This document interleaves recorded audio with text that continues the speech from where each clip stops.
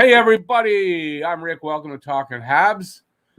So Saturday night hockey talk.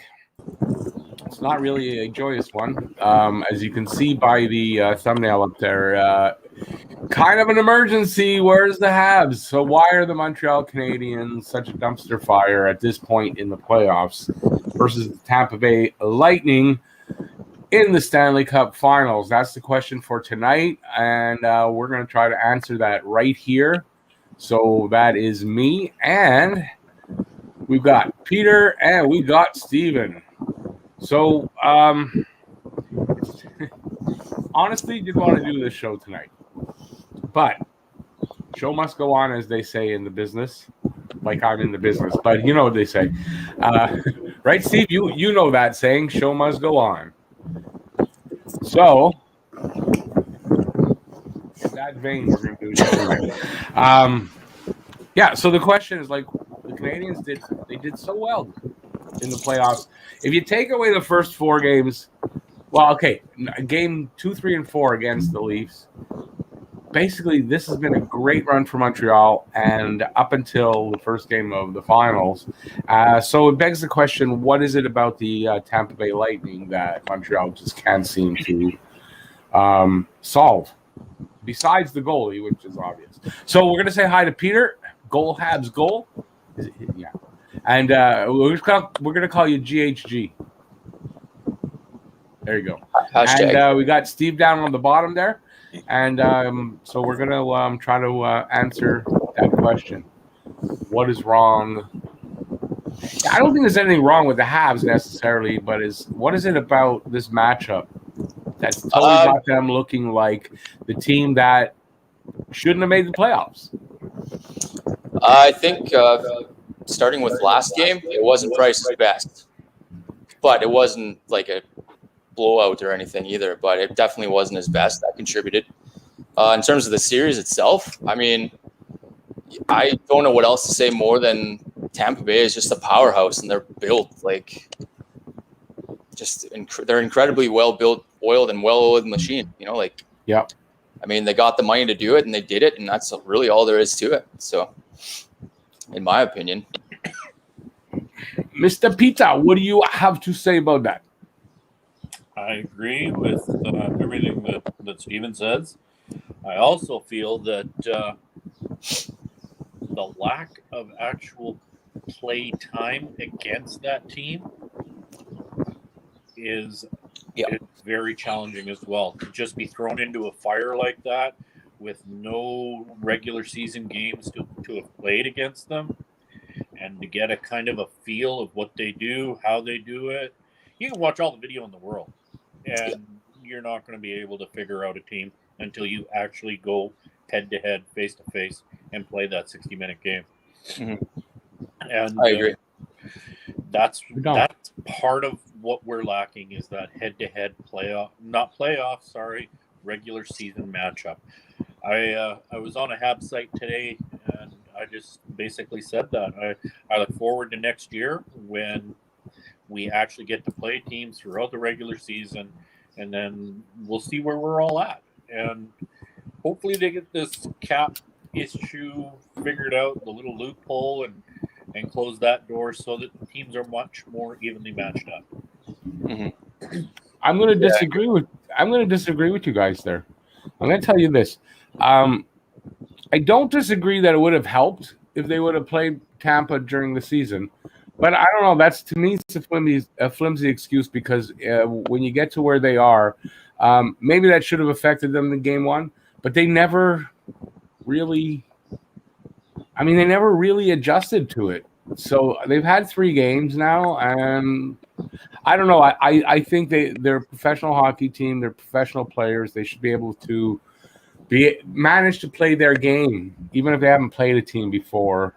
I mean, I don't know. I don't totally agree with that, but that's fine. What if it comes down to the fact that Montreal's style, like their style of play, just isn't working with these guys, and they don't necessarily have a plan B?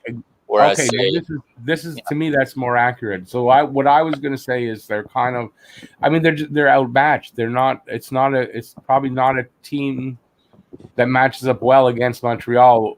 Like I kind of thought they might, but it's not a team that matches up well against Montreal for Montreal, right? And I also kind of think that, when the playoffs started, and then they kind of sucky against Toronto, but then their backs were against the wall, and they hadn't looked back until this series. And I was saying that they peaked at the right time. So I'm just wondering, they did. I think they peaked at the right time, but did that burn out? You know what I mean? Is that part of what's going on here? I don't know. They hit a wall against Vasilevsky. I know we got 3 goals against them last night, but seriously, if they could have scored a couple of goals in the other 2 games, it might have made a difference. Like if they scored 3 goals in those 2 previous games, could have been a different series here. I just think they're outmatched. I said it, in the first 5 minutes of game 1 that this is a team that we haven't seen this yet this year. So maybe I'm wrong in saying I disagree with you, because what I just said there now kind of agrees with what Peter just said. So, strike the beginning of what I said there. But, hey, remember, I had a weird day today, so give me a break. It's just very disappointing. But, I'm going to say something to everybody who is really affected by the loss like this. You know what? If you want your team to be where Montreal is right now, right, in the Stanley Cup Finals, one of the risks of that is you're going to lose, right? It's the risk you got to take to get there to play. So if you want to get there to play, you better accept the fact that you might lose. Exactly. So I know I'm hearing a lot of people they're ready to cut their wrists and blah blah. Then you shouldn't be there. You shouldn't be there, because if you can't accept that you're going to lose, you shouldn't be watching. You shouldn't be playing the game. I had an argument with trolls today about the same thing, and with fellow Habs fans about the same thing. Like you said, they're either wanting to slit their wrists because they're so devastated, and then of course the trolls saying "Oh well, you know what?" They're shitting all over the Habs. Yeah, it's just guys, you know what? To the trolls, I said, and I say, if there's any here tonight, what the fuck do you expect, man? Seriously, are we supposed to win every freaking game? Seriously, we're not going to win every game just because we've been magical so far. We have been. We're still going to lose games. We might not go all the way. Yeah. So don't just be sitting in there in the shadows waiting for a bad game or a bad series like they are right now, just to come out of the woodwork and start bashing us with unrealistic crap just because your team isn't even in the playoffs anymore. And to fellow Habs fans, again, too, you guys got to be prepared to lose as well. I'm the most codependent Habs fan on the planet, I thought, for the longest time. But, man, when you try and take a look at it from a realistic point of view, you got to be prepared to lose, just like Rick said. Yeah, you got to be prepared to lose. And you know what? I'm damn proud of this team to get where they are. They were written off completely all the way through, and they got here. I'm disappointed that they didn't make more of a show of it. But you know what? We're writing them off here right now, and the possibility is still there that they could turn this around. I know it sounds crazy, and I want to say it here because it'll be out there, and I could always point back here. I have, as much as I think the series is over, I have this feeling today, a gut feeling, a psychic feeling, maybe you can call it psycho, that Montreal's going to turn this around. I don't know. I don't know that I just have this feeling that this series ain't over. I don't, in my brain, I don't feel that. Yeah. But it's so I'm just putting it out there. If it does turn around, I can go say, I knew it did. I knew it was going to happen. Okay. On the opposite of that, I also said this in game 2 in that second period where Montreal just killed them. And then they got that goal at the end. And I said, I think we might be able to point back to that moment and say that's where it was over. So I don't know which way it's going to go. Like I said, in my head, I think that's the way it's going to go, right? We're going to point back there and say that's where they lost it. But in my gut, I don't know. I got this weird feeling today that, man, I don't know. This series, everyone's saying it's over. It's over. It's over. And they're going to come back. Yeah, Like, I'm like I've said 100 feeling. times to you, Rick. On the stream and off the stream, I'm still sticking with my prediction of Montreal in 7. Very unrealistic in my head, just like you said. But hey, It's in the totally heart, just a Habs unrealistic. fan. Yeah, it's totally unrealistic, but I don't know. I don't know if it's just because I'm a Habs fan and I'm a glass half full kind of guy. Mhm. But like I was like last night and everything. And for me, it was over. It's like everybody else. But something happened today Not me. that I got this feeling like I'm hearing everything bad. It's over. They're blah blah blah. Whatever you can say about it. And every time I'm listening to it, I'm thinking, but they're gonna come back. Yeah. So I don't know, like I have these things happen to me like in my life, right? So yeah, I don't know. I don't know where to go with. I know. I'm exactly still gonna the be same. optimistic a little bit. I gotta do the game tomorrow. I'm still hoping they're gonna win. And you know what? That's a Scotian Canadian at the very end of his video of the review said something that's really true. It's the reason why there's 7 games in the series, right? Yeah, So exactly. it's That's happened exactly how I before. feel. We're not done yet. It's happened before, just not often. Obviously, it's rare, but it has happened. So it's not like it can't happen. So that little bit has to be there. If you're a real Habs fan, you got to dig into that. Don't be afraid of them losing. That's the whole point. They might lose. You'll feel shitty for a day, but that's it. I used to say when I was younger that I'm such a big Habs fan that I don't even care if they're down 3-0 in the Stanley Cup final. I'm still going to cheer for them. Look where we are. So I'm still Where here. we are. Yep. Listen, there is a chance they can pull this off. There is. But that means DD has to come up with a scheme to go against Cooper. Yep. He needs to outcoach Cooper. Cooper has got his guys playing a system that is killing everybody. His players have bought into it. They've played it all season long. The only way, look, yes, we're getting shots at Vasilevsky. I give you that 100%. Not a lot of those shots are quality shots. He is beatable. He's human. Remember that. He's not a machine. He's human. Who's got the fan going, by the way? Not me. I got no fans. That'll be me, yeah. I was Can going you to ask turn it down at all, or? I'm just going to redirect it because it's like 40 degrees in here again. No, I get it. It's just blowing on your microphone. Is that better? Yes. Yeah. Okay, good. Okay, so we've seen Vasilevsky get beaten up high. We've seen him get beaten 5-hole. He can be beat. So it's a matter. Tampa Bay has this unique ability to be able to send 2 guys on one of our guys that's got the puck, and then as they get the puck away from that person, our guy, their guy goes over to the next person, and they just seem to swallow us up. We have to be able to create space somehow. Yeah, the plan I'm B. not a coach. I don't know how to do it. Mm-hmm. The only way I know how to do it, you keep pounding the body. If the legs can't move hard enough and fast enough because they're hurting, because you keep pounding that damn body, they're not going to be on you as quick. We have to put some serious, not to this gentle love tap. They got to be hard, crushing blows. You need Romanov. You need Sherratt, Edmondson, Weber. You need Petrie to start doing those hip checks. Yeah, I've only seen 1 hip check from him. I don't think Petrie's 100%. He did a hip check last night, or was last night was the game? Yeah? I didn't notice. He did 1 hip check in all the playoffs. 1. We need Romanov in there for his physicality. And we need Kulak back in because it's obvious that Merrill and Gustafsson, I'm sorry. No, they're not working. They're not cutting it. They're just not. And with a game that they had, each of them had a game that, if you're a player, you want to forget, right? You don't want to. So I think it's time to make that change. And, listen, along the lines of what I said, if they make those changes and they work, we could have a comeback here. We could. I agree. It's unlikely. The puck very, very beautifully. He's a defensive liability, but his offensive prowess, it's there. Utilize it, for crying out loud. Yeah. Right? Yep. Mm-hmm. Come on. Let's do something. Let's make some changes and change things up. Some other guys out there. Evans is not ready. I'm sorry. As much as everybody may want him out there, he's not ready. Yeah, I'd rather not have him who's out not there. ready? I didn't hear. Jake Evans.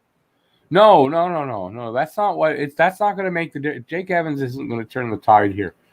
Nope. So I faking think- that, like tying up that spot and having him dressed and go out on the pregame skate, that just, to me, did not make any sense. Don't even throw that out there. You want to do that? Throw a Tatar out there. Yeah.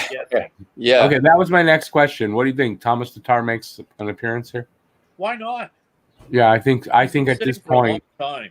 No, at this point, For an awfully long time, and maybe he'll At have this that extra point- bit of energy. and you know what? Sometimes you got an injured player, right? You're maybe at this point, and this is the game he comes back in, right? Same kind of situation as Tatar, and then he sparks something, right? And I think he had no choice at this point. But this is where Thomas Tatar should probably come in right now. I agree. I agree. First and foremost, I definitely want Merrill and Gustafsson out, and I was quite disappointed to see Ducharme's press conference this morning, where he didn't literally say it, but he didn't commit to anything. Yeah, like Romanov and sorry, who else were we talking about that we put in for those two on defense? Tatar. Yeah. Oh, sorry. Romanov and Kulak. And Kulak was the other one. Yeah, I would love to see Kulak back almost as They much as should I'd love be to see back. Romanov in there. Yes, they should And be back. with Tatar, I mean, I've always loved Tatar. I know he's obviously he's probably pretty rusty right now, but hey, at this point, throw him in there and see what happens. Okay, but here on that point, I actually thought of something, and I've said this before too, exactly what you said. But if we're talking about, okay, throw Romanov in there and Kulak, those guys are rusty too, and we're throwing them in without saying that. So, yeah, Tatar can go in there and it'll be fine. That's what I say. At this point, your backs are against the wall. What you're doing isn't working. Yeah. I'm done with this whole experience thing of with Merrill and Gustafsson. No, they're done. It's not working. It should be done. It should I mean, be look done. at Merrill in the last game there, like you and I were talking about. In his one shift there, he blew he had 3 chances in 10 seconds to clear the puck out of our zone, and he couldn't do it. So I was screaming at my laptop. I'm like, what is this guy doing? Yeah, he had why is he 3 on the chances. ice? Yeah. He had 3 chances to get rid of it, and he just couldn't get rid of it. And yeah, exactly. The other thing I'd like to see is, I know Anderson, Stahl, and Petrie is a good line, but they're not able to free Petrie the way that we've seen him get freed at times. You're talking about Perry, Armia, and Stahl. Then who's Toffoli paired up with? Toffoli is with Caulfield. Not and Suzuki. Toffoli, Anderson. There's another guy. Toffoli's pretty quiet right now. Oh man, is he ever? Yeah, he just There's got to be something that so should be done with line juggling. I'd like to see Anderson on a line where he can get that break like Caulfield's been getting. When you analyze some of this, and you say, okay, there's a few guys here that if they can turn it around in this game, next game, right? There's some room here for Montreal to actually, at very least, keep pace with Tampa and not be outplayed like they've been. Right? We got the depth. So that's Let's what I'm saying. use it right now. Right. We're backs against the wall. Let's do something. There's still that little bit of hope. And you have to also take into account that it's the 4th game. So it is going to be the toughest game for Tampa to win. That's known. That's an absolute. Doesn't mean Tampa won't win, but it is going to be the toughest game. So you got to look, and hopefully, if you can, all these things can. Yeah, the hockey gods can put them in a row for us. Yeah, we actually can beat them. We can. So it's just a matter of, can they actually get their game around? Because right now, like I put in the title, it's a dumpster fire right now against Tampa. And they Calgary is the only team to ever have beaten Montreal at home. I do not want Tampa Bay on that list as well. Well, Stanley Cup's going to be in the building. The Stanley Cup's going to be in the building. Shut your whore mouth. Well, would have to anyway. No, would have to because there's no it has to be in there. Yeah, it's by the way, here's the stats from the game. Now look, we outshot them, but not by a ton. Face-offs were really close. Power plays, you can't say anything, but it's glaring right here. 11 giveaways more than them. We were turning over the puck to a team you can't turn over the puck to. Right? Yep. To me, and then here you were talking about hits, but man, they out hit us by 8 And 8 is significant enough, but they out-hit us. It's going to be tough for us to actually – and I agree with you that we got to lay the body a lot more than they are, but it's going to be tough against this team. This team is tougher, I think, than we thought. They lay on us, though. They're quality hits. They're putting our guys on the ass. Our Yeah. hits are just they Exactly. technically claim a nudge up against the boards a hit. Yes, and you know what? that Their doesn't hits are work. dirty. Their hits are dirty, a lot of them. Well, Montreal, get the freaking hell in the mud and get dirty. Exactly. It's time to do that. If you want that beautiful mug in your hands, Yep. time to start playing like Sergachev. What do you think? What do you think this guy feels? Yeah, exactly. Yeah. Did you see that picture? You ever see a picture of him like that? No. I would not want to be in a situation where I, at that moment, made him mad. Yeah. He's Right? in it to win it, man. His heart is in it, and it always has been. Yeah. Anybody wondering about Brendan Gallagher and his emotions, and if he ain't taking that lightly at all. He would go and take the entire team on his back and play the whole game if he could. Yeah. Yeah, I have a video. No, I don't have. I saw a video of him on the bench when I think it was about 5 minutes left, and he was telling them all, there's 5 minutes left. Yeah. Let's get a quick one. Like he was rallying the troops. He's a real leader out there. Oh yeah, He's a real leader out there. Yeah, he will be. He'll be in the near future. he will. Well, one of the next two. If some, it's. I think I don't know how many years Weber's got, but yeah. I honestly think the captain's he needs more experience, but I think the captaincy is going to end up on Suzuki eventually. I don't. I don't know about that. I don't see. It's weird. I don't see Suzuki as a captain type for some reason. Now that could change. I could be wrong as well. But I mean, I don't see I it. see it. But I think he's got the. It's possible in the future for sure. Yeah, but at the moment, I don't see any kind of like captain qualities just yet. But not like we did with Gallagher. When Gallagher was around that age, we already knew when he first came up. Like we already knew this guy was future captain material anyway, right? I don't see it the same way with Suzuki, but it doesn't mean that it doesn't change over. He's only 22. I mean, good Lord, he's going to change so much. Yeah. So yeah. I'm saying 4 to 6 years from now. Oh yeah, he has the captaincy, or at the very least on his chest. A letterman, yeah. Yeah, that's cool. Okay, we've been got that Carbo style of hockey to him. Wow. 20 minutes, and I've totally ignored everybody. I'm going to go just into the comments. Sorry, everybody in the comments. So we got Joe Dirt, and 8250, C-Mac, Jeffrey, Franco, Habs Guru. Hey, everybody. Jack Newell, Sean McIntyre. Oh, boy, lots of comments from the same. Joey, ASE. Hey, Gislain. Joseph. All right, let's see what they're saying here, and then we'll get back to what's on my agenda. Don't want to ignore everybody. So Joe Dirt, that's Petty. Petty thinks the Brooms will be out, I guess, on Monday, which we just talked about. So we know how we all think. At guarantees. Montreal wins game 4. I don't know. I'm not going to go that far, but I do think that there's actually quite a good chance that Montreal wins tomorrow. I don't really see it. I don't really see it, but I do know from my experience that game 4 is hard to win. So Montreal really is determined. I could see them beating Tampa in game 4. And it's one of those things that there's like no rhyme or reason to it, right? It's just a thing. Game 4, and then that winning team sometimes will just shit the bed in game 4 for some reason. Don't know why, but I've seen it happen many times. And then the game 5, they kick ass. So we'll see what happens here.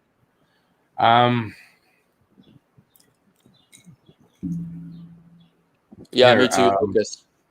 Lucas's comment, I totally agree. I want to see that too. Okay, we'll get down to that. Yeah. Franco says, we often heard the Habs were built for the playoffs. True. Built well enough to beat a few teams, but Tampa was built to win the Cup, not just make the playoffs. Okay, but wait. No, that's a little confusing. built for the playoffs isn't built to make the playoffs. That's two different things. Built to make the playoffs doesn't mean built to win in the playoffs. That's not how Montreal is built. And it is, I think they proved it out that they're built for the playoffs because they were just written off. They were the last place team going in, and they managed to get to the finals. So to me, that is built for the playoffs. Just because they don't win the cup doesn't change that. So I think it's two different things to say built for the playoffs, built to make the playoffs. That's not the same thing. Yeah, exactly. You guys agree? Oh, 100%. We do require a little bit more team speed, a much better puck-moving defenseman, and just that SOB that's going to go hard to the net. Like, why isn't Anderson? Well, Anderson, but he's not. He didn't really connect. But listen, going in here, none of us, not one of us, and I don't think any Habs fan realistically thought that Montreal would actually play for the Cup. And they are here, right? So when you think of that, we all really thought this would not happen and we'd be out already. Great. But we're in there. So now everyone's expectations are different. But go back to that. And if you do that and look at it and see Suzuki, Caulfield, KK, Romanov, even though he hasn't played a lot, will still all hugely benefit from what's going on right now. And even in the losing, they'll benefit because it's motivation for the next time if they get there. And they're going to be so much better come playoff time, even in the regular season with this experience. They'll know how to win. They'll know how to, they're going to learn how it all works. And so you got to have that optimism that even though we might lose here, this valuable experience might be the reason why in the next year or 2 or 3 we win the Cup because of this. So you almost learn a bit more from losing too, if you really think about it too. You do. Actually, you do. As a matter of fact, that saying is you can't win till you lose. That losing gives you experience. It's not a very many people that are teams that win that first time out. It's not. It doesn't happen. So not often. It does happen. You learn humility. You got to learn. You got to learn that what it takes to win, and sometimes you have to learn it by watching the other team do it to you. Right? Well, the other thing Coach used to say to us, not only was the humility factor, but he also used to say that you learn to control your emotions much, much, much more when you lose in the playoffs versus. That's right. Because you learn the value of what the cost of losing your emotions is. Right? And then you see the other team and you learn the value of keeping your shit together. And that's the difference. And that's what happens. And that's why it's very valuable. So either way, I'm just as disappointed as everybody else if they lose this series. But I can't wait for the next 2-3 years to see what these kids are going to do. And you can now, I think now you can pretty much write off any thought of those trade rumors involving Nick Suzuki, Cole Caulfield, and I think even KK. You can write those rumors off next year. They're not happening because we're not moving these kids. No, better not. Holy man, we're not at this point. Now at this point, I think Nick Suzuki has cemented it. Look at his points totals: 20 games, 15 points this year in the playoffs. That's damn good numbers, man. This kid's here. He's here. He's arrived. Cole Caulfield in his rookie season, 10 points in the playoffs so far. This kid has arrived in his rookie year. Not even his rookie year, technically. Actually not, right? I don't know if he's played enough games in the regular season for it to be his rookie year. I don't think he so, did. I think he was so I'm just saying, so the future is so good, and them getting this experience in all of that is like, And look, Bergie's done a great job. I don't see him blowing this up or changing, I think, and on top of that, them making the finals, players are going to want to start coming to Montreal. Totally disagree, Shazam. Oh, okay. I'll get to that. Yeah. I just wanted to change the banner. I've been dealing with guys like you all day. Honestly. All right, let's get to let's see what that's on the bottom there. Is that a late? Yes, third, fourth last, yeah. Fifth last. I see. Oh, Price has lost his mojo. Oh, he has not. What are you talking about, man? Like we said, he's not going to win every game, dude. He's human. Well, I only have this to say. Do you watch, okay, take the goals away, right? Take the goals against away. Do you watch the rest of the saves in this playoffs? Don't get caught up. Probably not. Even in this finals, he is still playing great. The problem is not Price. The problem is those guys in front of him. And it's mainly Gustafson and Merrill. And there is one other thing that I think you can say is Price, is if Price isn't the greatest when it's an odd man situation, right? It's not his best situation. I think it was the hockey guy I just was watching earlier. He brought that up, and I thought it's true. He doesn't. So if you're giving up, if the team knows that and they're giving them 2-0 on a power play. I mean, I don't know if it was a power, but whatever the situation was, how do you do that in the playoffs? Giving up a 2-0. Shazam, man. Like, what do you expect? It's Tampa Bay. Like, man, I've been dealing with guys like him all day, and it's exhausting. It's always Price's fault. You got to stop feeding into it. You got to just ignore that. Wow. Well, I wouldn't agree with that at all, Shazam. You want to blame Price? I don't know. Do you know hockey? Because I don't know if you do.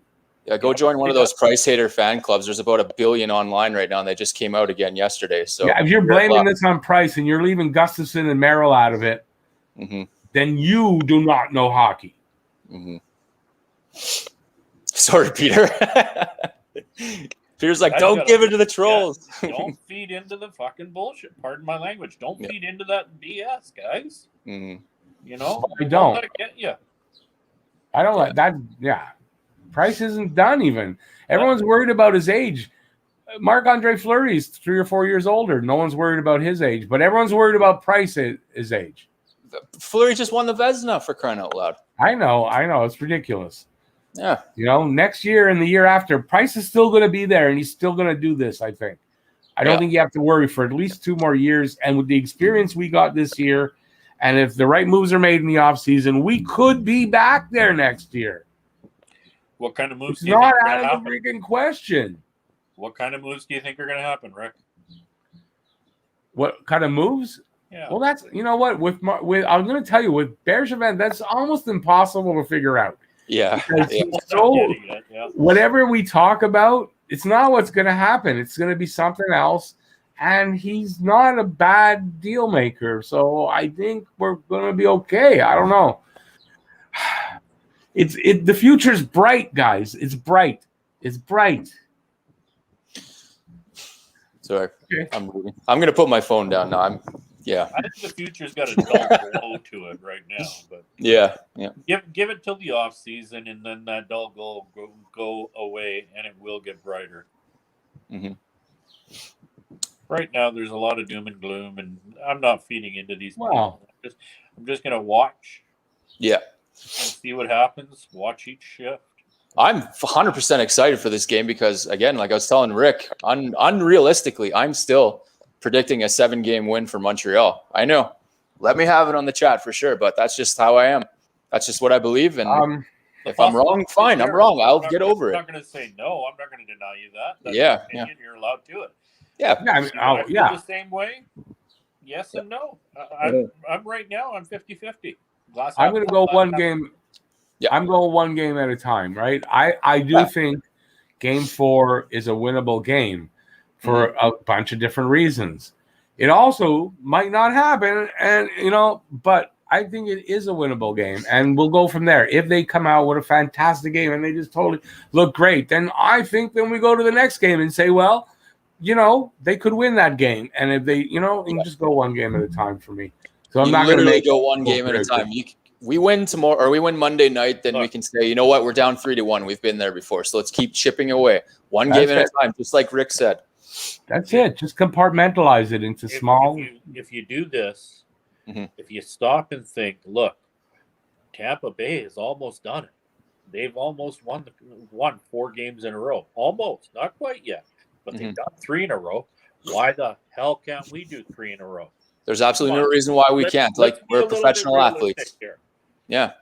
It's all about making the changes, adapting to the style, Yep. and coming up with a plan and enforcing your will on your opponent. Right. You have to do that. You don't do that, game over. It's having the right game plan, executing the game plan, and exactly part of that is forcing your will. It's your will and determination. If you can force that, yeah, I agree with you. And Montreal's capable of that. They are. So we wouldn't have made it this far if we weren't capable of doing that. Right. And we did for anybody in the negative out there, we are not saying it's going to happen and all that. We're just saying that there's still a chance. That's all. Yeah. We're here to give you guys hope that there is still a chance that things can go forward. We're not doing it for ourselves. We're doing it so that all of us as Habs fans, we're trying to help you understand that, hey, don't lose hope. This can still be brought out in our favor. Yeah. Anybody that like has a problem with us, like holding on to dear life for like, game 7, like you're not Habs fans if you're not at least realistic and understanding of the fact there is literally mathematically a chance. This isn't just wishful thinking. Yeah. There is a chance. It is tiny as hell, but hey, man, if you're not a Habs fan, then hit the road. I'm going to say for me, it's partially, yes, there is some wishful thinking, obviously. But it doesn't change the fact that there's still a chance. I'm telling you, Game 4 is the hardest game to win. The only thing, and I'll be realistic here, Tampa doesn't look beatable, and I'll give you that. This is true. So I'm not saying, but it's they may look beatable in Game 4. Game 4 sometimes there's nothing you can't put your finger on it why the team doesn't play well, but it happens, and we're going to see that if we get that. On that one for a sec. I know that you're saying they don't look beatable, but if you were to apply your force on that team and say you accidentally hit Kucherov a little bit too hard and he has to leave the ice, and say you hit Hedman a little too hard and he has to leave the ice, you got two really valuable guys that are now sitting on the side because they got a little bit of an injury. Or I'm not saying a dirty hit. I'm just saying a hard hockey hit. Causes them. Why not a dirty hit at this point? A good hard hockey hit. I don't want to win on a dirty hit. I want to win playing it with force and controlled violence. That's the way I want to win. So who's to say that we can't take that controlled violence, take a couple of their big key players out? What happens? We could end up winning. We could run 4 straight. So yeah, I know, but that's not. I mean, I didn't say that can't happen. I said I know they look unbeatable, but that implies that, but they aren't unbeatable completely. It depends on how they approach it at this point, and you got to start with a game that is going to be tough for Tampa to win. Well, that's one of the huge pluses that we need to take out of that last game. Like, yeah, it sucked to lose and to lose that way, but a huge plus from that last game is we scored 3 goals on Vasilevsky. That was the one last thing everybody was saying about this team is, all right, Montreal has figured out that they can play with Tampa Bay. Now they just need to figure out Vasilevsky. Hey, yeah, we lost last night. We did at the same time figure out Vasilevsky too. Next game's going to be interesting for sure. And I hate to say this, but maybe we pull a situation similar to Kreider, but not quite. Take the goaltender out, but get in Vasi's face. Oops, didn't mean to fall on you, honey. Oops, didn't mean to bang you, honey. Get in his grill. Knock him off his game. Get those eyes closed a little bit. I'm not going to advocate for hurting the guy, but I'll definitely get in his face like Perry and like just pull a Perry and the Gallagher, the guy left, right, and center if it was me. Yeah. You got to play the mind games. That's part of playoff hockey. Yeah. Somebody put that one up, or just I had that. Oh yeah, I saw that. Earlier, the backup goalie would be great if we can get the backup goalie in. Well, that's how we swept Tampa last time against their backup goalie. So, because Bishop was out. Tampa's a great team, but Tampa's a bit of a dirty team too. I don't like Kucherov. This guy, Kucherov bugs me, he's so soft too, you know? He bugs me more and more, man. He's a diver. Kucherov is He's a little today's dirty and sneaky. But you know what? In a way, that's kind of what hockey is. So yeah, it's a strategy. Yeah, it's like for all those people that, which I'm one of them, all those people that despise Sean Avery. You know, he found a way to get under people's skin and stuff, and it worked sometimes. You know? Yeah, but I hate the guy to death. Yeah. It turns out Kucherov, I mean, amazing offensive talent, but he's one of those guys kind of you hate him when he's on another team, but you'd love him on your own team. No, I wouldn't want him on my team. Yeah, I know what you're saying. Like for me, like if he started in Montreal, I would like him, but because he's not, then I see how he plays. I don't know that I want him on Montreal. You know what I mean? That's one of the situations I see. That's the one thing that bothered me about PK Subban is he dove all the time, and it costs you. Like, that's an unnecessary penalty that you end up taking. Yeah. I don't like divers. I don't like the guys that don't play the game the way it's meant to be played. Yeah, I don't like people who dive either. I don't like divers either. It pisses me off. Nothing pisses me off more. That's just like lying, you know? It is what it is. What it is. I know you're trying to get your team a one-up, but that's just the wrong way to do it. Because if that's how you play the game, how the hell do you live your life? Yeah. Are you a cheating snake at life too, then? Mm-hmm. Tony liked the Bruins. Should we boo him? But he makes good points. Kind of why he liked the Bruins. They're dirty, gritty, and in your face. That's the way Montreal used to be too. Well, not really. Montreal used to overcome that. I always saw it that way. And it's not to say that Montreal were angels. I know they weren't, and we had dirty players. Like, I know that. But I'm just saying, it seemed to me growing up, Montreal, every other team was dirty. Montreal had to fight against all this dirtiness and bad refs. Knuckles, Nyland spear somebody, or I know. Listen, I know we had dirty players. We had some dirty players. I watched a lot of Montreal players. Oh no, I know it. I know it as an adult, but as a kid growing up, I did not see any of that. I just thought Montreal just was this angelic team that was always getting wrong done to them, and they always fought back and won. And that was the ultimate. Montreal, that's always been a constant, is they've always got guys that skate. They always have speed.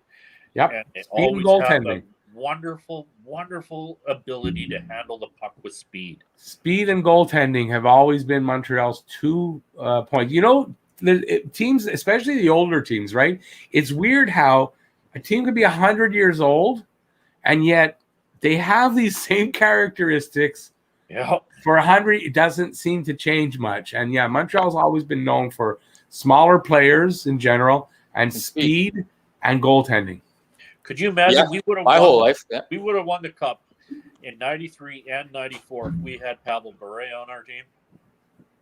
Oh, wow. Probably. Ooh, that would be amazing. Pavel Bure is actually one of my. It's probably in my top 3 all time. Could you imagine personally. if we had that guy on our team? He fit the bill to be a Montreal Canadian. He would have loved in Montreal, yeah. Just to let you know, we did win the cup in '93. I know, but we would have. Okay. Thing is, 94. We would have done the back-to-back. Right? Yeah, we could have won back-to-back. Vancouver went the next year, and they went with him. Did they not? Yeah. Yeah, that was his year that he was dubbed the Russian Rocket. Yeah. So could you imagine? Love that kid. That? Oh. Yeah. Well, we did get one Bure, but that didn't really pan out. Didn't want that one. I wanted the other one. Yeah. Yeah. That's like, we had the Koivus, and as much as I love Saku, I still like, what is it, Mika Koivu? Koivu, yeah. Miku. Miku. He just has that. Mikko Koivu. He has that sandpaper. It's Mikko, by the way. It's Saku, Mikko. Okay. Mikko? As far as I know. Okay. Mikko is an O at the end.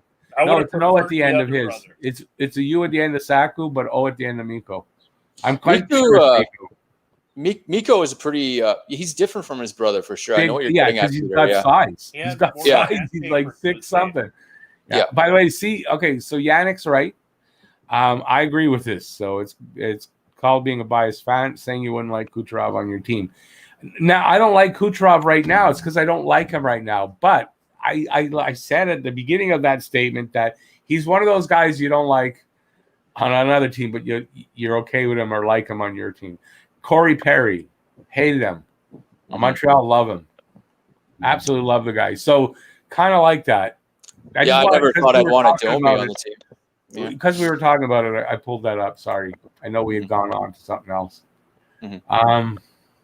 Yeah, that's a tough one. I mean, I personally never hated Corey Perry, but I know why a lot of people did. But I'm more of like, I hated Ty Domi so much that I could never fathom having Max Domi on the team. And then he turned out to be one of my favorite players when he came by. Yeah, me too. I hated Ty Domi. By the way, this is how Mikko was spelled.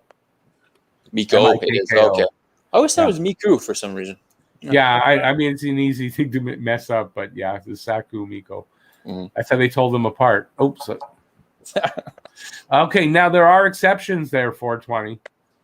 There are exceptions. Brad Marchand, although, I don't know. I think, again, if Brad Marchand started in Montreal, we'd be loving this guy, right? It's just the way it is. If he was doing like some of the crap, like the whole licking and everything in Montreal, I'd be a little bit like, because I'm not afraid to criticize Habs players too over the years that I just really don't like. I mean, if Marchand started off with Montreal and he's like licking guys in the playoffs or whenever it was, I'd still be pissed even if he's a Hab. I'd be like, stop that crap, man. Like, seriously. And I guarantee so would the organization as well. They don't put up with that kind of crap. But that's going back to what I said, right? We drafted and we take the kind of players that fit that Montreal suit. Or we get them and we change them. I mean, like me and Rick were talking about this the other day too. Like look at Claude Julien too. Like look how different he was in Boston as a coach and then when he came to Montreal. You know, there's that. It's obviously they say something to these people when they come into the organization. Like we don't put up with this kind of crap. This is a very classy organization. I mean, look at Julian. Look at him having temper tantrums in Boston. And he comes to Montreal, cool, calm, and collected, professional, classy. You know, who is it too? Mike McCarron. I don't know if you guys remember his first exhibition game with Montreal. They were playing Boston. He was out there throwing them around like rag dolls. Then the very next game, you barely see that guy hit. I guarantee they came up and said, "You got to tone it down. We don't do that here." They haven't done that with Anderson. Anderson hasn't been anything like McCarron was in his first game, though. Like McCarron was everywhere and just throwing everybody around. It was refreshing to see. Same with Tenorti. And Tenorti too, exactly. And where's he now? Tenorti was out there beating the shit out of everything that moved. Yeah. No, we don't want that. They don't want that in Montreal, and that's a real shame. I hate seeing that. They gotta get meaner. Yeah. Yeah. Exactly. But look, Sherrod is a step in that direction, right? Yeah, that's true. Yeah. Edmondson, believe it or not, I like Edmondson. He comes across as a very calm, cool, collected person, but don't. Yeah, but if he needs to get mean, he can, and no problem. So no, they're going in that direction now, because you have to. Every other goddamn team is going to play like that against you. If you don't start doing it back, you're just going to get beat all the time. It's just the way it is, especially today. ASE, is that true? Too. Oh, did you guys see ASE's comment? Yeah. Wow, no way, man. Please don't. Well, I don't think Perry wants to play there, so wouldn't Perry's grew up a Habs fan. I think if you had wouldn't Perry have to want to play there though? That's part of it. So I'm not saying they won't try to sign him, but Perry will have to choose to, if he chooses to. That's not. Yeah. Why would they sign Perry when they just signed that? And why would Perry go to the Leafs when we just beat them? He knows they're a team that can't win, and here we're on a team that he just made it to the finals with, and he loves it here. I don't know. Your story just doesn't.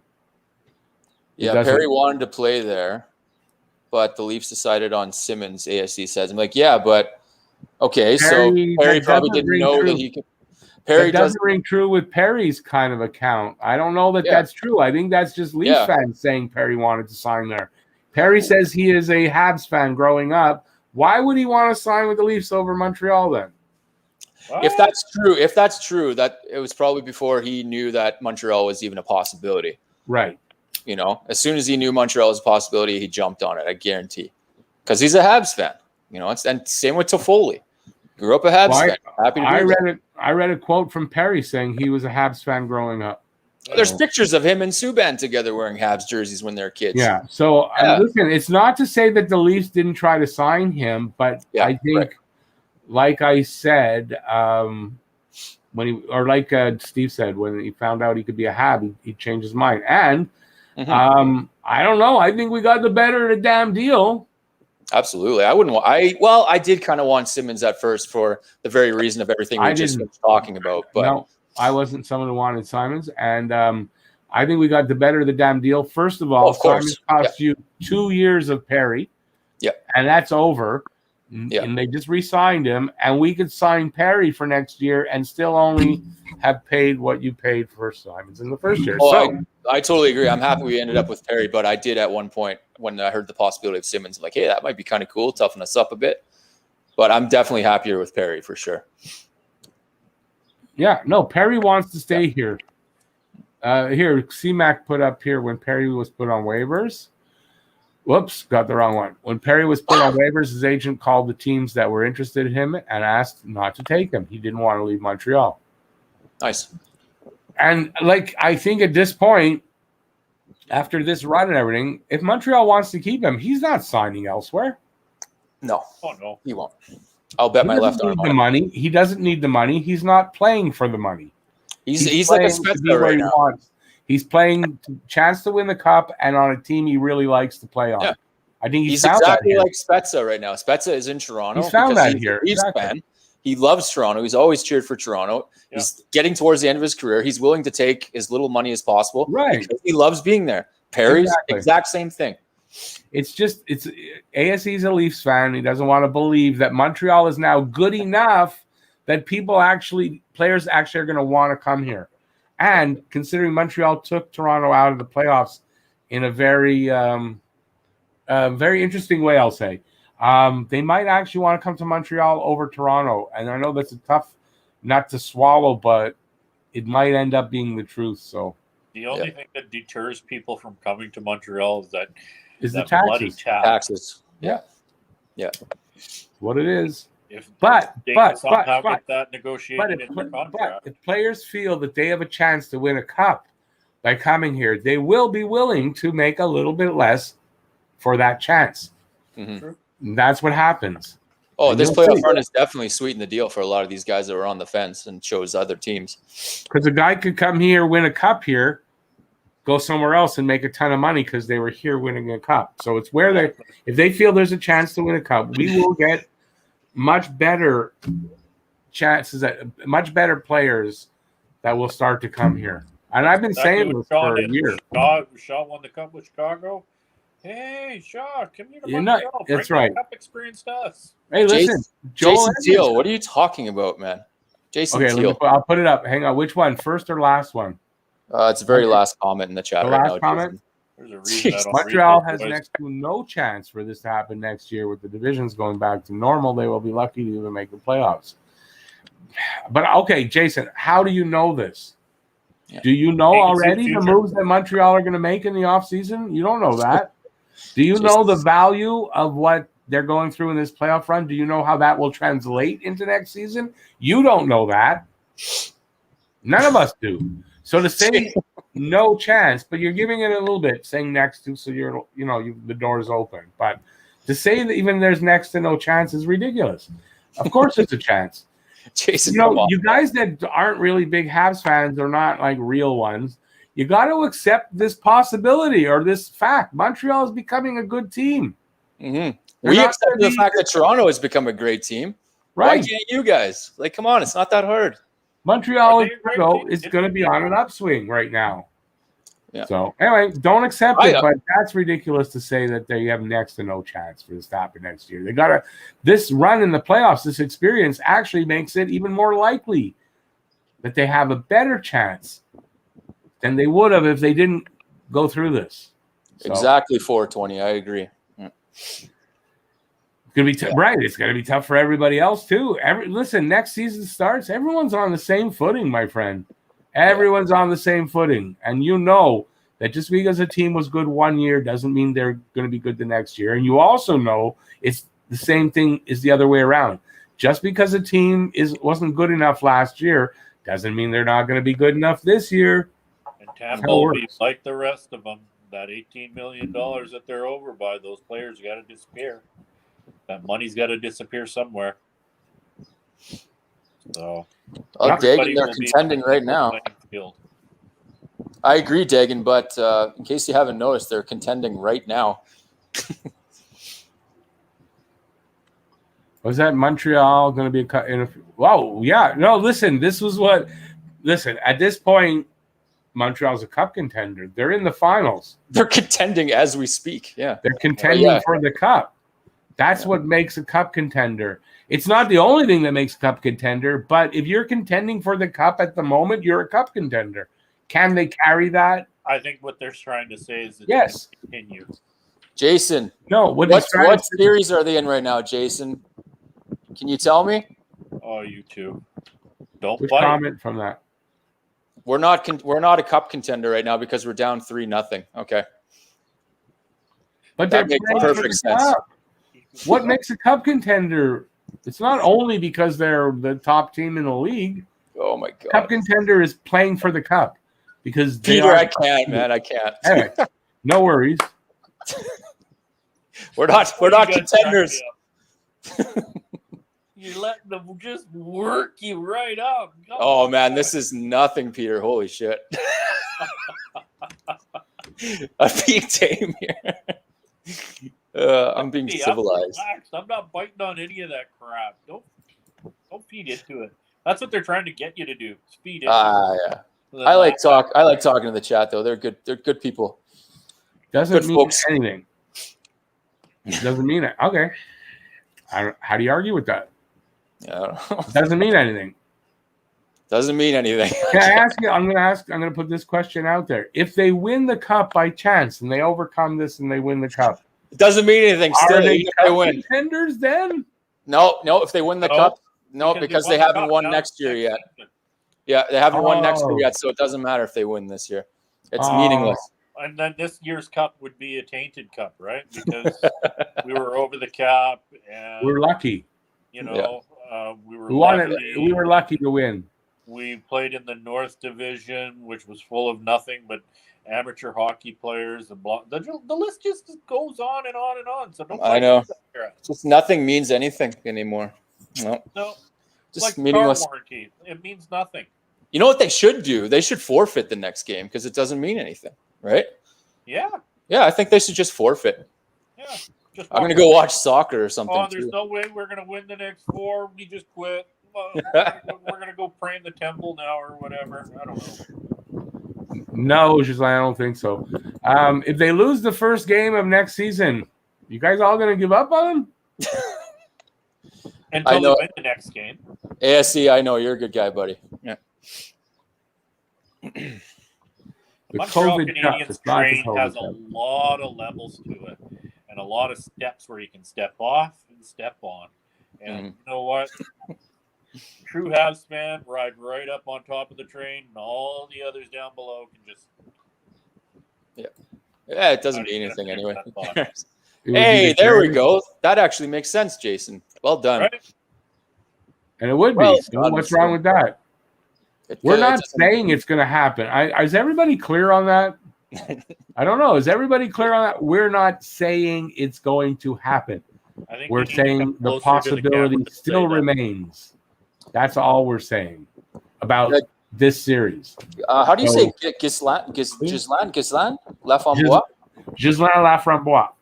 Yeah, he's that's a good question he posted there. Yeah, I'm wondering about this too. 1 year at big salary. I'm wondering. Okay, but wait a second. There's two sides to signing Deneau, right? Yeah. There's the team side and there's Deneau. The question actually should be two-sided in that should we sign him? Would Deneau sign a 1 year contract at a big salary, right? Yeah. There's that, You know, right? there's not Especially if he sign a gets 1 a year. multi-year offer from somebody else. You think he's going to sign 1 year here? If he gets a 7-year offer from some other team at good money? No.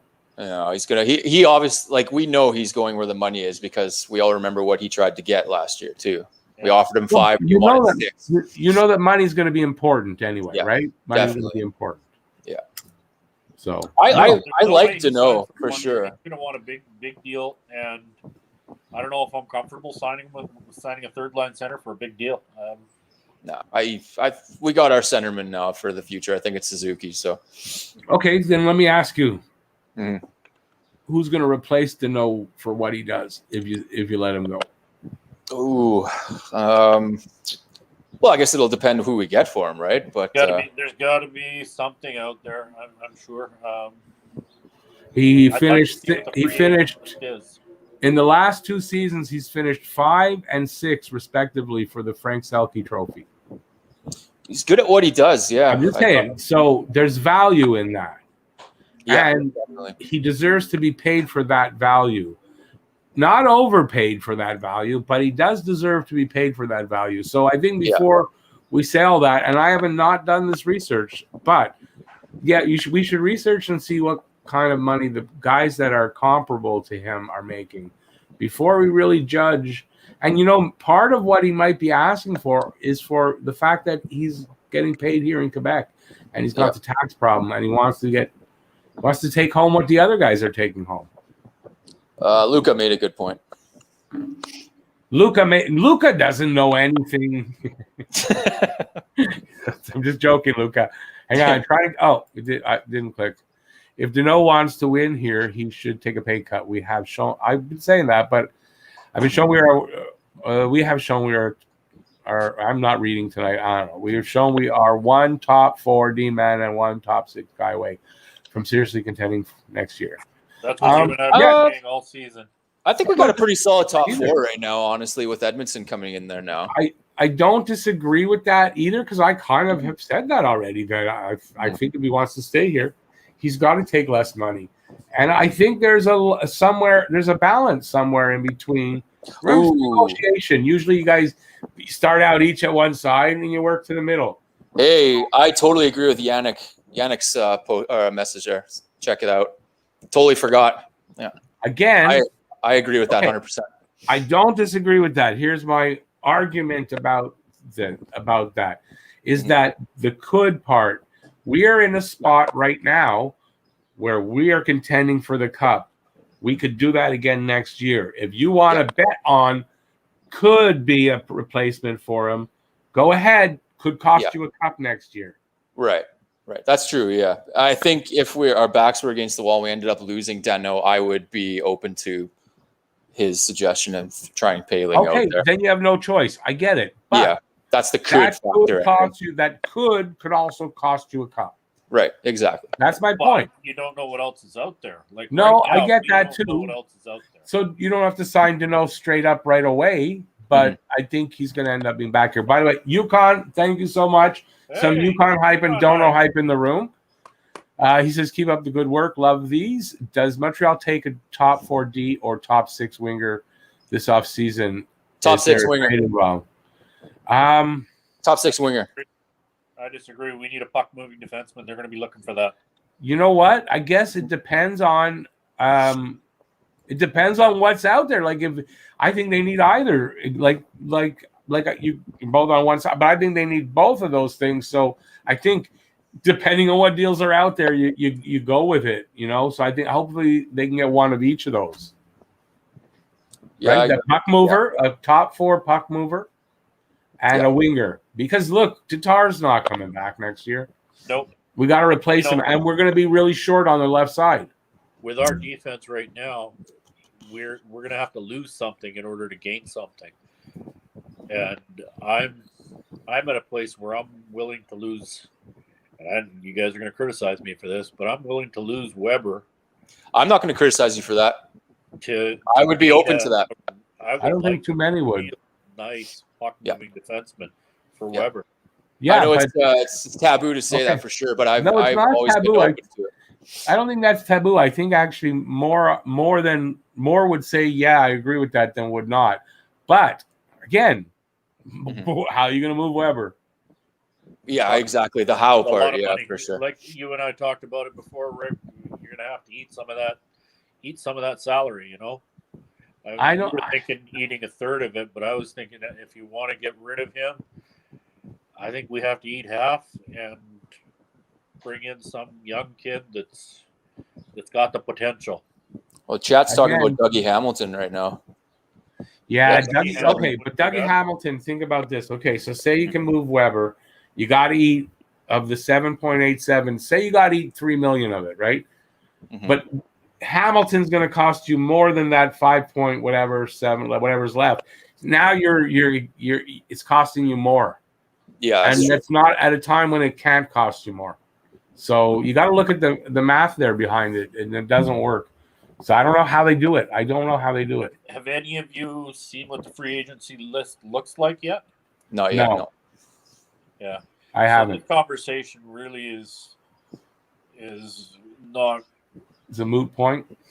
Yeah, because we need to see what the free agency list looks like, and then we can start targeting some names of people that may fit the bill as to what we're looking for, right? Mhm. Yeah, with Tatar leaving, I don't know who else leaves. I don't want to see Dano go, but I don't want to sign the guy for a lot of money. I don't think he's worth a lot of money. He's performing right now. Will he perform? I could like see that them throughout keeping the him. season to get us there? I could see them keeping Dano for a while. So I think Dano's going to stay. yeah, And I think Weber will stay too. I think I do Weber. too. I don't think you can move him. I don't think. There's another point. I saw something with Bergevin. I guess an interview thing, and he basically said as long as he's there, Price and Weber are going to be there. what? So Bergevin is What going to would- be here. I don't think he's moving Weber. No. But wait, no, so definitely we've not. got some young kids in Norlander, Gooley. We got some real promise down there. Yeah. It's not a bad thing having Weber here for that. But the Right.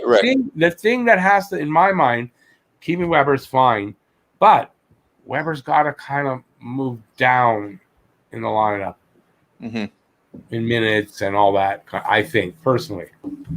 And Yeah, that's true. Yeah. that's what think. I don't want to see him go, and I don't want him traded. I just want to be clear about that. All I meant is that if he left, I wouldn't be disappointed. Yeah. Personally, No, that's just I- my I- opinion. Yeah. I don't see him. No, I don't see him leaving either. Yeah, I don't see him. I haven't. So you've got 6 defensemen on the team. Mhm. You've got Sherratt, you got Edmondson, Petrie, Romanoff. You got 2 spaces left. Who are you plugging in there if you don't want Weber in there? You got a beautiful defenseman in Gooley down south. Mhm. You've got Norlander that you speak of. There's possible trades that you could make. Do we lose oh God, it pains me to say it, but do we lose an Edmondson or a Sherratt? Yeah. Petrie? Do we end up losing one of those guys in a trade? Who would you rather, though? That's the question. I like them I do not equally, want to personally. give up on young There's- talent that is down south. Yeah. There's a good possibility that Sherratt could be taken by Seattle Yeah, there is. Yeah. Yeah. And or Edmonton. I don't know who they'll protect, Edmonton or Sherratt, but there's a good possibility that one of More those than guys likely, gets because taken, you just signed Edmondson. or it'll be Evans. I think it'll be Evans, or not Evans. It's going to be Allen, or it's going to be Sherratt. In my opinion, I kind of think, or Kulak. I think Kulak has surprised me. I hope we don't lose him. He's really surprised me the last year or two. I think Sherratt at 3.5 is huge, Steven. Yeah. Yeah. I think Sherratt at $3.5 million signed one more year is kind of a for Seattle kind of would be attractive. Yeah. Do you think? Yeah, definitely. I don't want to see him go. Me neither. I like No, I know, but how do they protect all their defensemen that need? They can't. No. So Yeah. if they don't take Allen, I think they're going to take one of the defensemen. Off topic, guys. Is the fan making any noise? I had to move it here.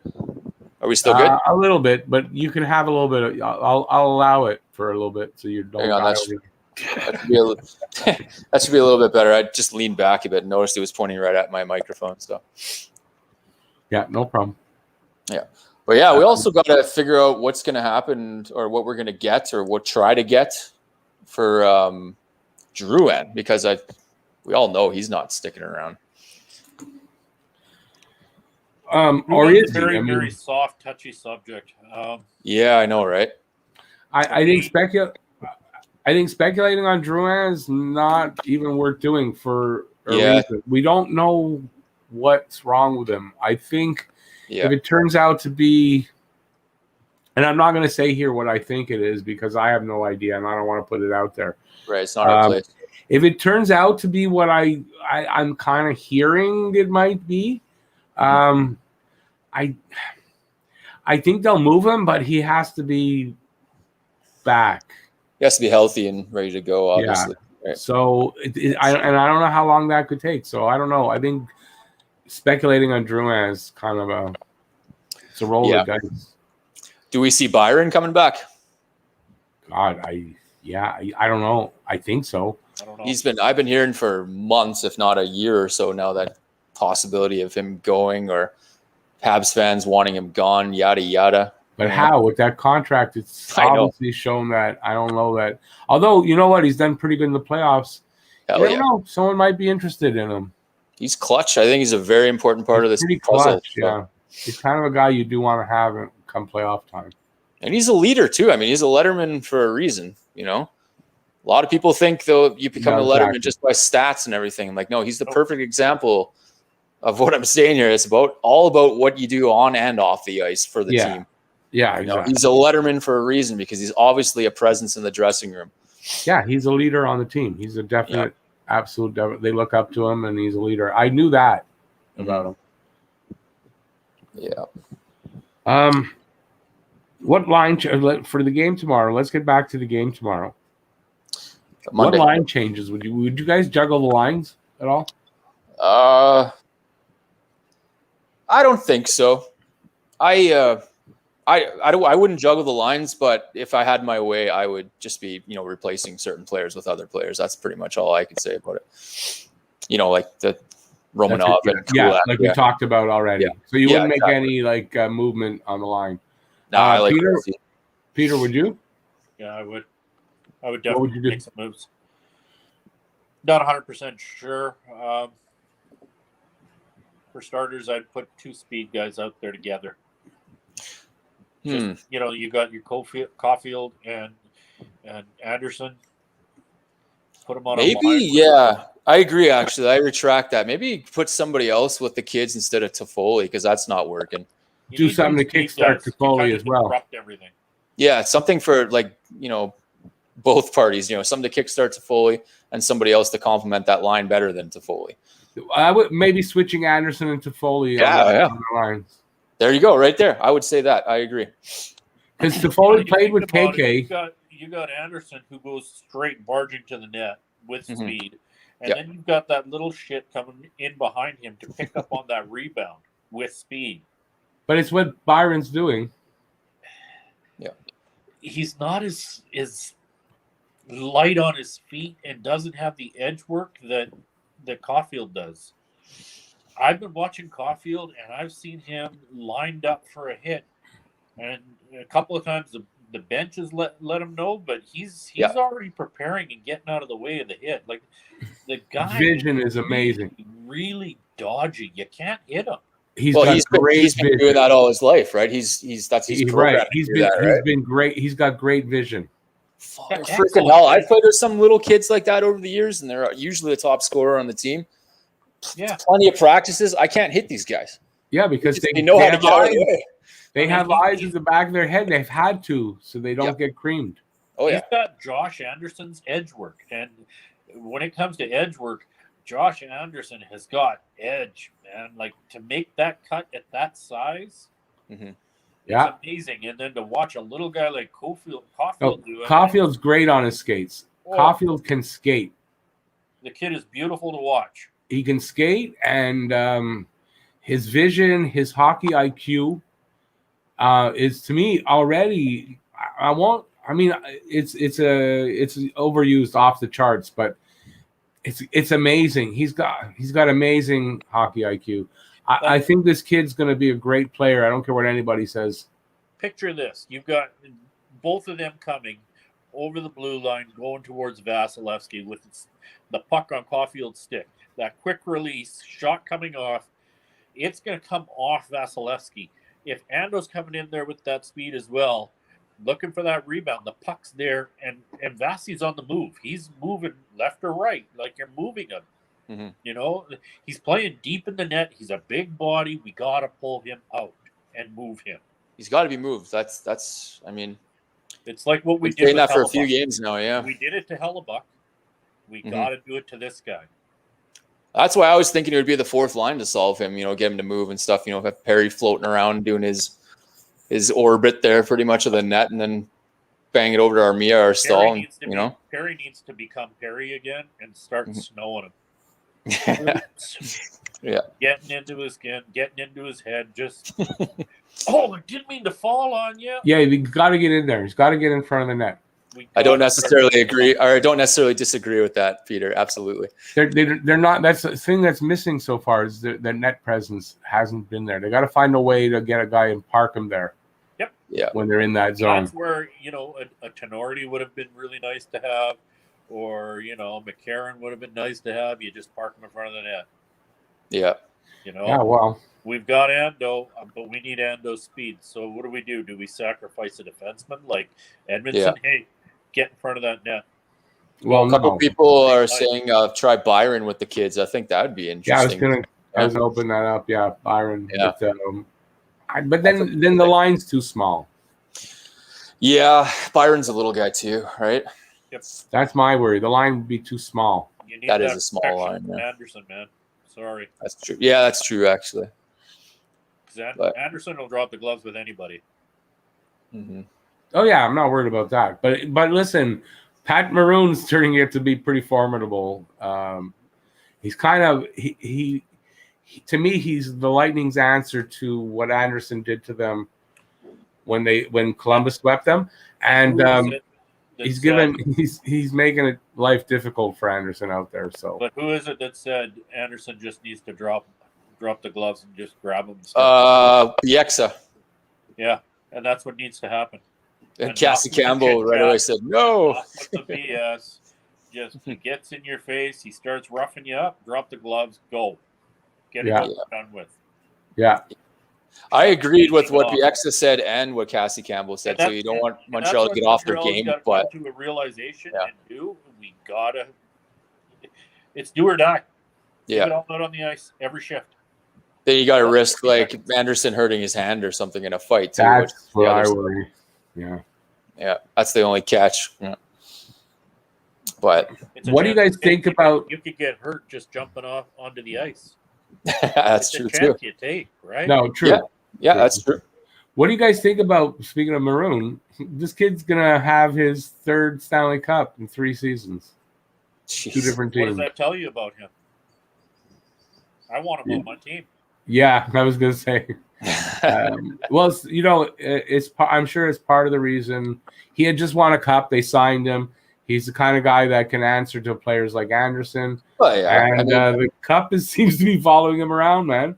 Yeah, we got to keep in mind he's playing for Tampa Bay too, though, right? Like it's the same argument with Vasilevsky, like and his numbers compared to Price. It's like my argument is always just look at the team in front of him, and same with Maroon. Look at the team around him. But the thing is, do you watch Maroon play? The guy's fast. He's got skill. He knows what he's doing.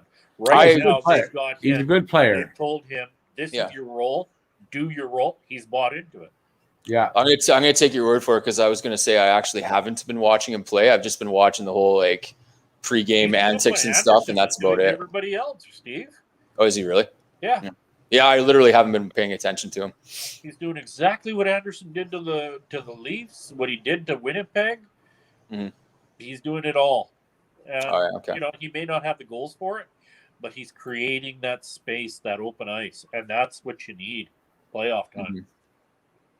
See what 420 says. 420. One problem with your plan is Tatar's a UFA. He's not signed. So it'd be weird if you sign him and then put him on the LTI all year. So wouldn't work. But yeah, I mean, yeah. Believe me, if Bergevin could have done it, he would have done something. And listen, at the end of the season, it's kind of what we did, right? Drouin went on the LTIR, and we got his salary, and we were able to. It opened up the cap at the end, and we didn't have to worry about the moves. So I mean, if Montreal could have done that, they would have done it as well. So, but Tatar's a UFA, so. I get depressed talking about Tatar. I really like that guy, and I feel so bad for that guy. Things are going the way they are. I'm just like, it really disappoints me just thinking about like what's going on with him. Because I love that kid, But again, but you know what? I just like him as a person too. Game for a full 60. Yeah, that's true. All season long. Yeah, that's true. Right yeah, into the playoffs, right? It's a businessman, right? Yeah. It's Tatar we're talking about. Yeah, we're talking about Tatar. He's good in the season. He's invisible in the playoffs. This is another thing. I mean, Tatar isn't known to be a playoff performer. We say that. Yeah, we've been saying that 1,000 times. So that's the reason why I'm okay with him going bye-bye. Well, yeah, I mean, and look, it's obvious he's not in the plans going forward, or he would be playing already instead of the 5 games only. It's obvious. Yeah, he's not in their plans for next year. Yeah, so. Yeah, he's just got sentimental value to me. That's all. If they need him for this, then God, it would just be so cool to see him, Romanov, and Kulak in the next game. That'd be so interesting. I just can't help but wonder what could possibly happen. Yeah, but, hey, I don't know. Hypotheticals. I'd see a fly on the wall in Dominic Ducharme's mind, just to see what the hell he's thinking and what he's going to do, what his plans are. Yeah. Yeah. Because he's shown us he is a very, very smart coach, and he's very, very good and very capable of adapting to the game on the fly. So was that his first game to kind of see it live and see how it goes and then adapt from there? Mm-hmm. We don't know. Yeah. Hey, Jason Teal. I was actually thinking that myself too, because we mentioned that Tatar isn't playing because he's not in the cards. Jason said, "Is Romanov same thing? Is he not playing because he's not in the cards?" Well, no, it's not. How is that the same thing? He's a rookie. Yeah, I was going to say the only difference is he's a rookie. So, but I did cross my mind at one point too. I was like, "Oh crap! I hope they're not thinking of getting rid of him too." But no he's a rookie. How would that be the thing? He's a rookie. Romanov so is your next Weber. Yeah, Romanov's the future on defense. But they thought they'd have better experience with Merrill and Gustafsson because they're experienced players. They got playoff experience. I think that's all it was, and I think it's stupid stubbornness. I don't know why they're sticking with it, but Merrill and Gustafsson were role players and support players. Yeah, they weren't the true battle-tested warriors like the Hedmans and the Sergachevs. They weren't those guys. They were just they were there. They were on the squad, taking a spot, playing their role, doing their thing. And as for our defensemen, I see Gouli taking the place of Petrie and Romanov taking the place of Weber. That's what I see in my mind and eyes. And those two guys that's our future right there. Yeah, I agree. Absolutely. Like, look at that. You got that's your top 2 defense right there. Yeah. In a couple of years. Yeah, I totally agree. Yeah. No, okay, except that Goulie's, it's a total unknown what he'll do. So, but I agree with you. I think Goulie, I agree with you. I'm just saying that, we don't really know yet on Goulie, but I think Goulie will be. I think he will. Yeah, he's going to be that. I agree. I really that do. Kid, Rick, and he's got something in his game. I can feel it in my gut. I can taste it. He's got that it thing that.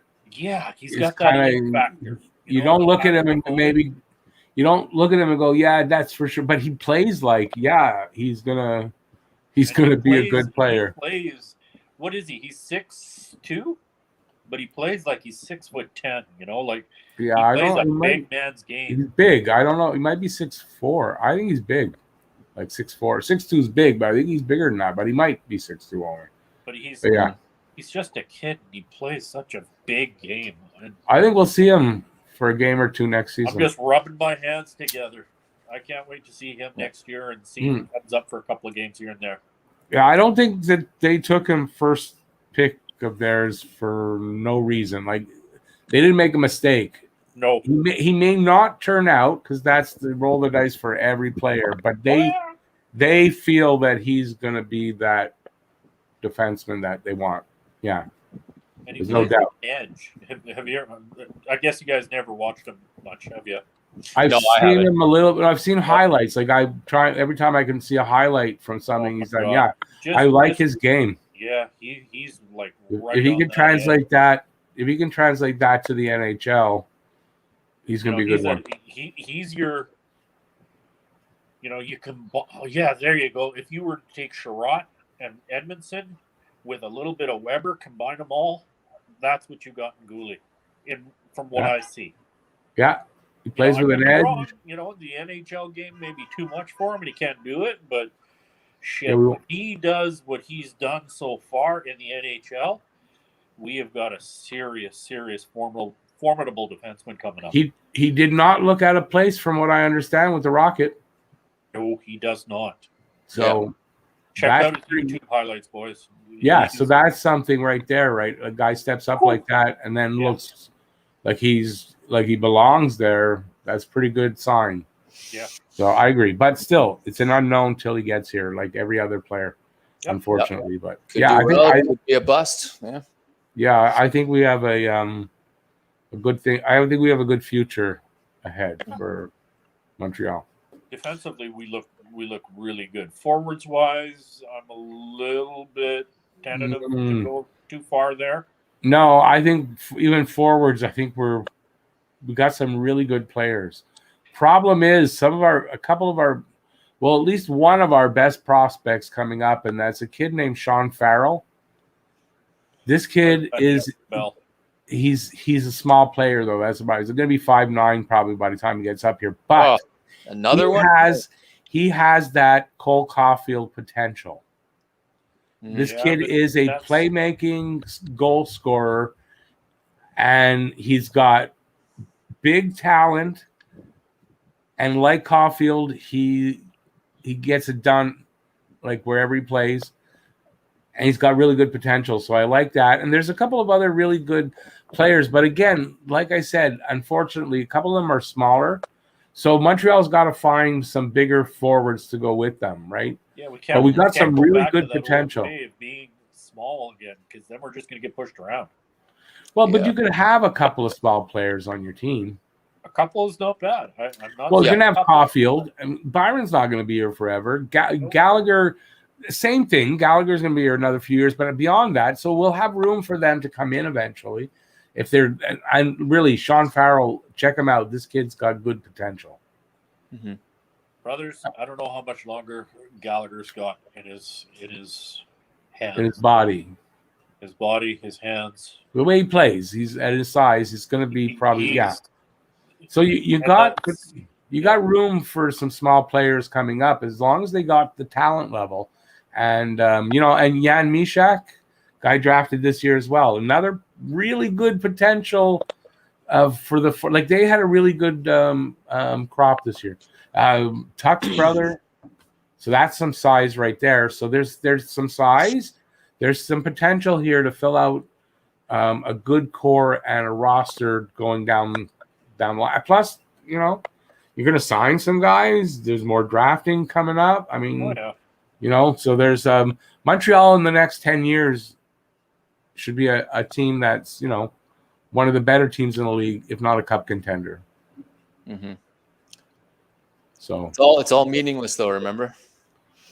Because we don't exist. Yeah, because we're lucky.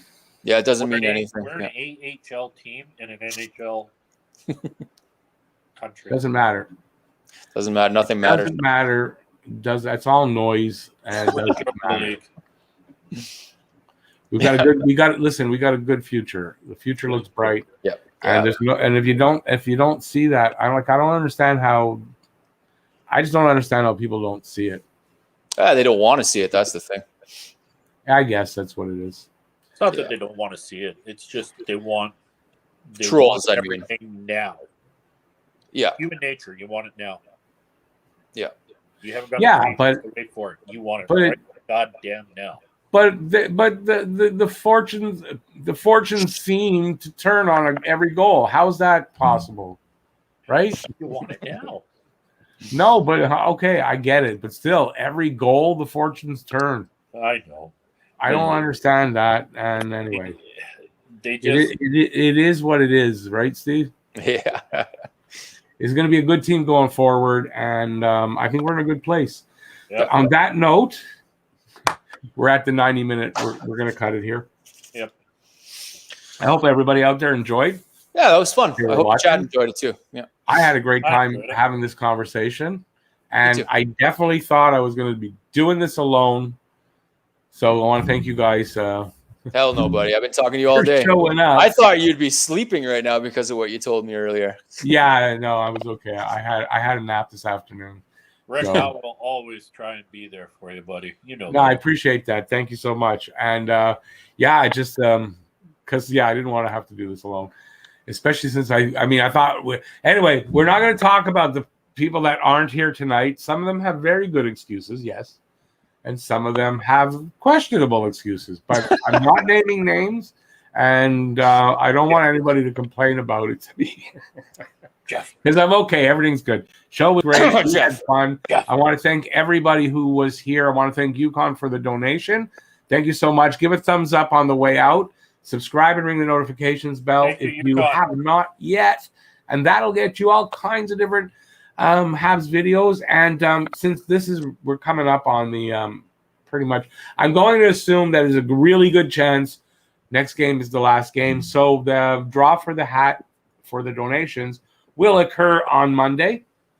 So Maybe. we'll do that. And I just want to let everybody know I will be announcing the plans when they're finalized. But over the off season, I'm going to be gearing up for just some changes. Not anything people won't like just some artwork and that kind of stuff changes, and new direction, and hopefully more efficiency in getting this channel off into growing again. And hopefully you guys will all like that. Once everything's finalized, I'll make the announcements. So next season looks like it's going to be really fun and a lot of new things going on, and hopefully you guys will like that. We'll just have fun doing that. So we'll see you at the pregame show is Monday at 7. Game is at 8. And hopefully everybody will be there, and we'll have a lot of fun, even though it might not be the best result. But be prepared for that. That's part of sport. I'd rather have a chance to win and then lose than never have had that chance to win. That's Exactly. So there you go. Thanks, guys, for being here. Thanks you for watching. Peace out, and stay safe out there. Bye, everybody. Bye. Go Habs, go! Go Habs, go! To steal from Scotian.